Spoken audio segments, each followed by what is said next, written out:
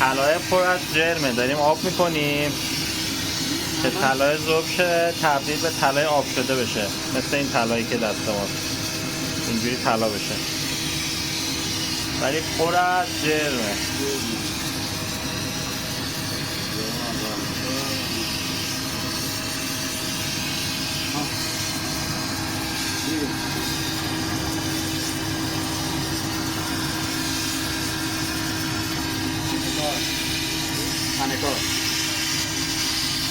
خود تنکال هم میریزن که این حرارتشو بیشتر بالا ببرید سریعتر ذوب بشه.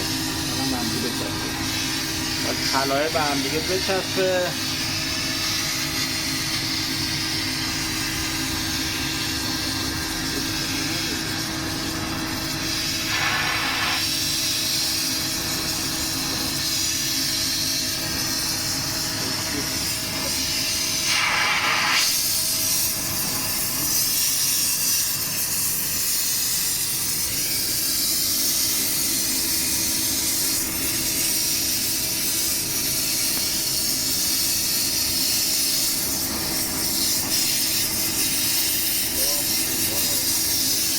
که میبینید داره آب میشه این که بره داخل اون قسمت تبدیل به شمش این سطحی بشه.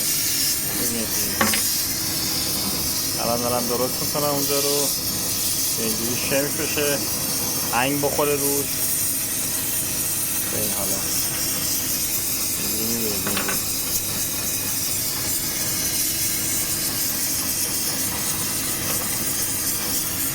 قرار هم زدن طلا که طلای خوب هم بخوره.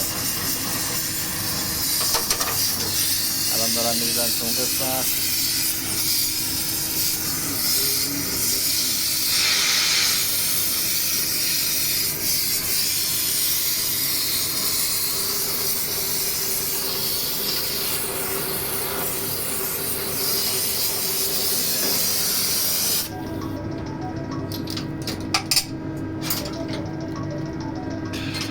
اما طلایی که آب شده ریختن میکنم داخل آب که تمام. میبینید آب شد.